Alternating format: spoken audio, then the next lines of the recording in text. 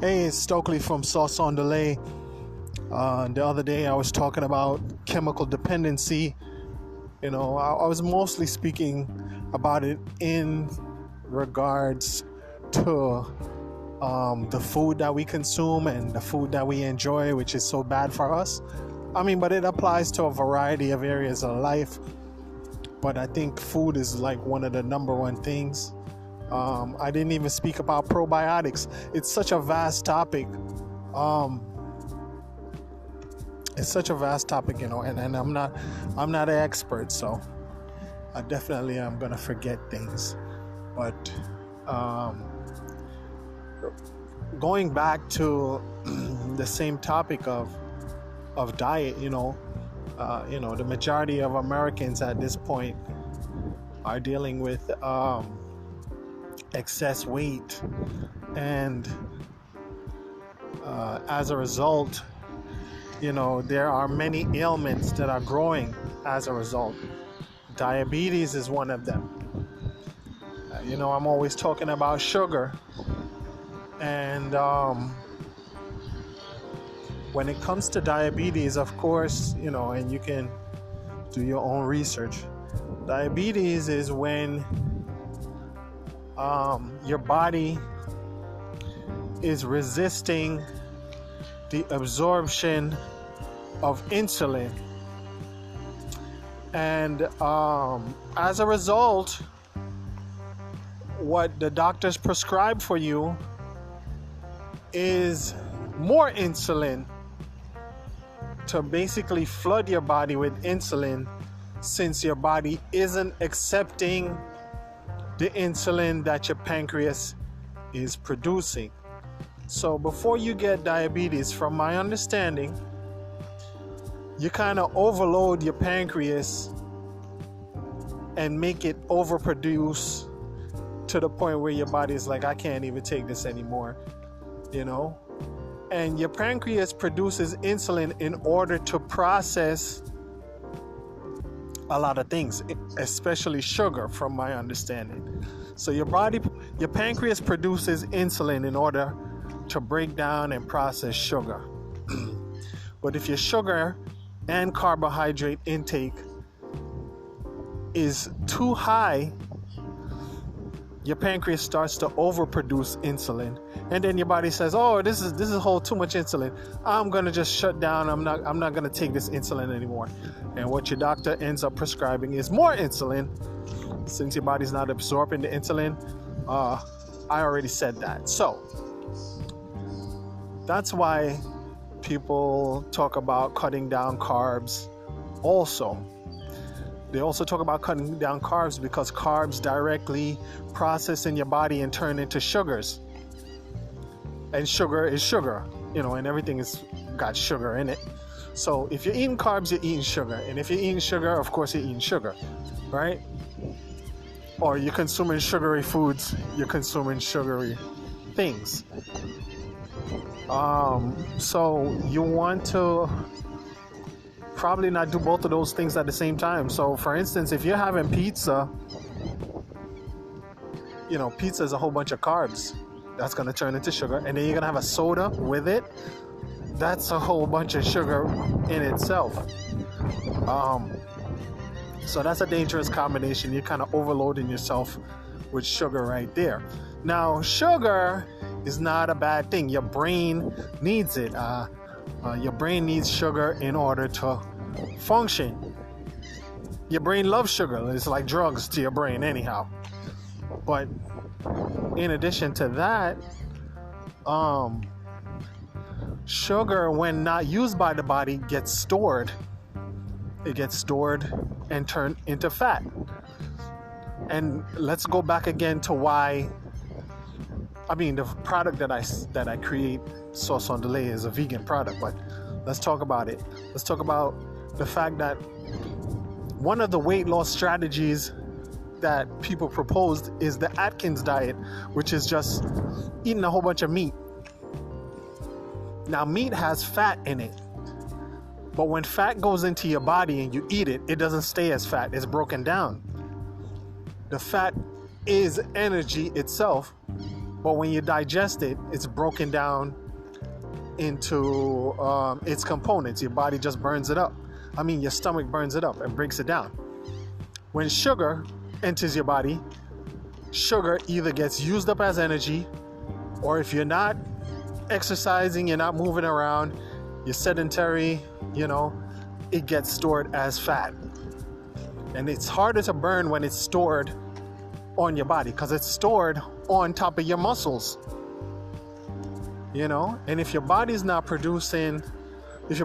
processing things properly, your muscles aren't processing the insulin and all these things, and you're also storing fat on top of your muscles, it's not a good combination. It's going to be harder and harder to lose weight. So, you know what? It's hard for me to talk. This is a very touchy topic. But me personally, I've always had a high metabolism. I've never been overweight. I've gained weight in ways that I did not like, where I had to make a concerted effort to lose weight. Like right now, I'm making an effort to lose some belly fat right now. And I mentioned before that I have a cousin. He had a paunch. He's a very skinny guy. He had a paunch. So I have the propensity, because we're genetically related, to have that same kind of paunch. So he said he cut out bread. He liked to eat a lot of bread. I had a boss, I told you previously on another post, he lost 25 pounds by cutting back on the bread. He didn't totally stop eating bread, but, he cut back on it. So, like I said, the carbs turn into sugar. And sugar, you have to use it. And it's not use it or lose it. It's use it or store it. But also the sugar overloads your pancreas, which puts you at risk for diabetes. Now, there are some holistic medicines like ginseng that causes your body to better process, or ginseng allows your body to accept and process insulin. So if you're diabetic and you're consuming sugar still, you probably want to take some ginseng. Or if you're diabetic currently, you could probably get off of the insulin treatments if you incorporate a regimen of ginseng, because it's alleged, because many of these things are anecdotal, because it's alleged that ginseng, not only does it allow your muscles to process insulin, it also lowers your blood sugar content. I don't know exactly how it does that, but so it's beneficial for those with diabetes that could possibly want to get off of insulin. But while you're doing that, you should be eliminating added sugars and maybe not so much carbohydrates. And I don't want to finish without explaining that not all carbohydrates are created equally. Now you have complex carbohydrates and simple carbohydrates, and this is very easy. Complex carbohydrates, it takes your body a longer time to process. Simple carbohydrates, your body quickly turns those into sugar.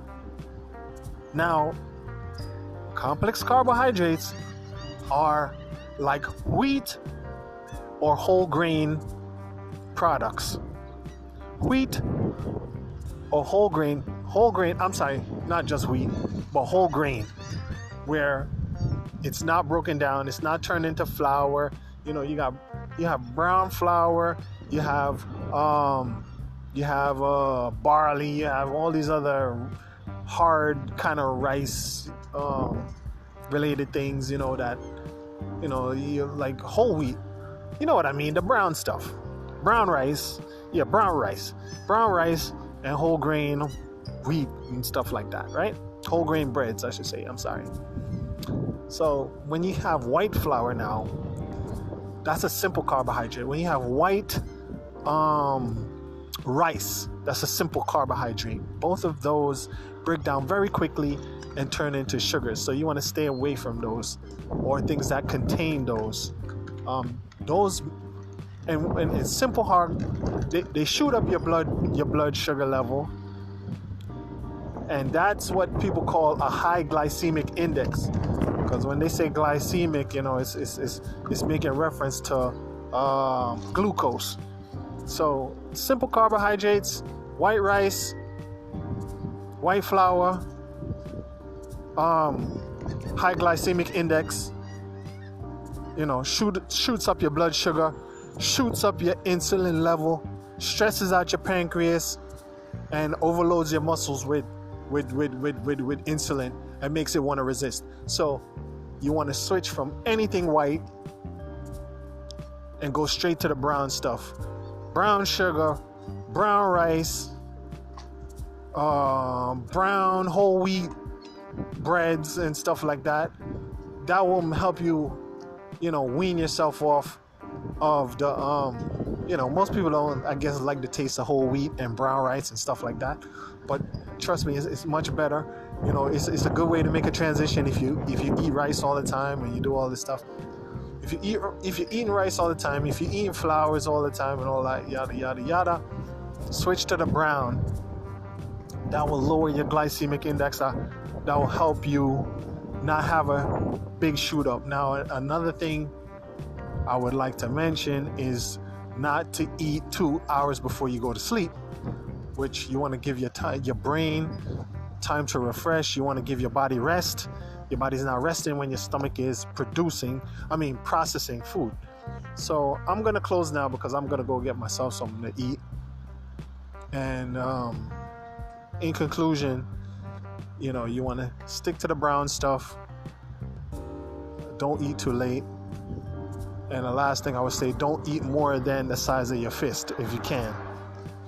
Your portions shouldn't be bigger than your fist. And before you have a second portion, you should wait 20 minutes to find out if your body is full yet. So you can eat the size of your fist, then give yourself 20 minutes, and then see if you really want some more after that. But don't eat 2 hours before you go to sleep, so you can have better rest, and so you're not putting in fuel at the time that you're resting. So those are just some things I would say regarding weight loss. It's hard, but there's alternatives. It's not saying totally cut this out or totally cut that out. Eating fats is not so bad. Oils are something else. Oils kind of prevent absorption of food sometimes. If you're frying things, you want to fry them at the lowest temperature as possible that you can fry them at. Just fry them for a longer time, but just keep it at a low temperature, because at a certain temperature, things become carcinogenic. There's so much about it, so much to know about it, but switch to brown stuff. Stay away from the extra sugars. Don't eat too late. Get some exercise if you can. Just walk around at least once a day. Maybe walk around if you can. Just move your body a little bit. I just found out that, like trying to touch your toes and stuff and stretching and doing all of that, it helps to basically squeeze stuff out of your organs, So I didn't even know that, but until 2 days ago. So I'm gonna try to start doing some twisting myself. I'm getting up in the years. I got to try to preserve myself so I don't have to depend on anyone to help me too much. But have a great day.